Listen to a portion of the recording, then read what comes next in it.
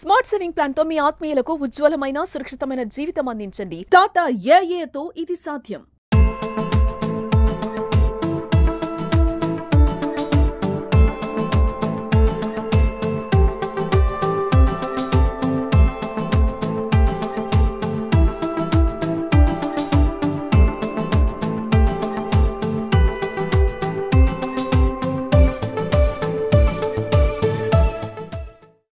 Ration కార్డుల జారీ అనేది నిరంతర ప్రక్రియ.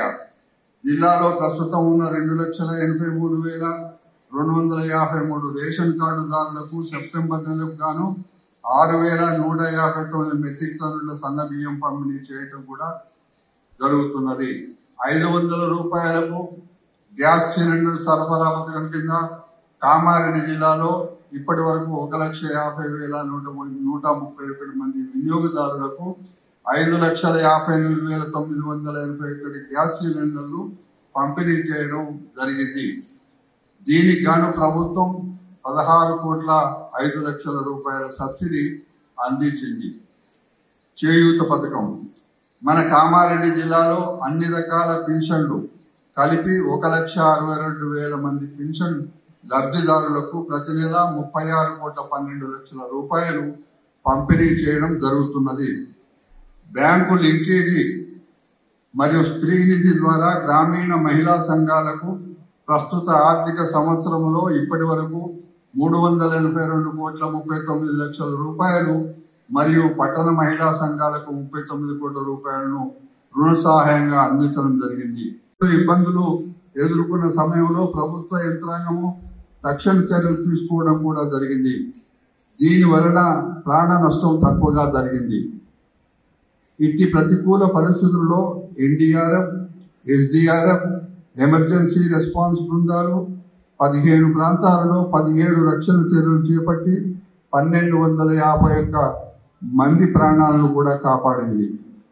ముంపు ప్రాంతాలలోని 740 కుటుంబాలలోని సభ్యులకు 58 రిలీఫ్ క్యాంపులు ఏర్పాటు చేసి వారికి ఆహారం, మందులు, ప్రాథమిక సౌకర్యాలు అందజేయడం జరిగింది.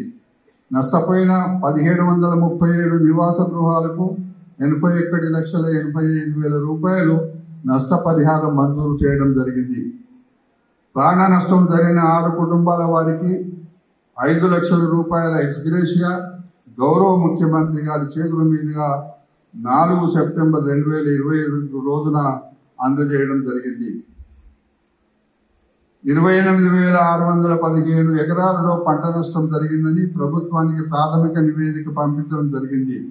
క్షేత్రస్థాయి పరిశీలన కొనసాగుతున్నది. పట్టణ ప్రాంతాల్లో 154 యూనిట్లను 5,89,00,000 రూపాయల పెట్టుబడితో వివిధ రకాల వ్యాపార స్పర్ధనీరు చేరడం మరియు కొంతమంది జల దిగ్బంధం కాగా పోలీసు శాఖ త్వరితగతిన సమన్వయంతో స్పందించి ధైర్య సాహసాలతో 800 పెంచడం జరిగింది.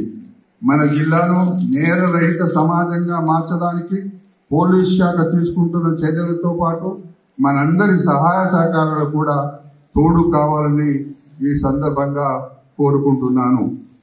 జిల్లా అభివృద్ధిలో భాగస్వాములైన ప్రజలకు, ప్రజాప్రతినిధులకు, అధికారులకు, పత్రికా విలేకరులకు మరియు ఎలక్ట్రానిక్ మీడియా సిబ్బందికి నా హృదయపూర్వక ధన్యవాదములు తెలియజేస్తూ జిల్లాను అభివృద్ధి పథంలో నడిపించుటకు మీరందరూ సహకరిస్తారని ఆశిస్తూ మరొకసారి జిల్లా ప్రజలందరికీ తెలంగాణ ప్రజాపాలన దినోత్సవ శుభాకాంక్షలు తెలియజేస్తున్నాను. జై హింద్.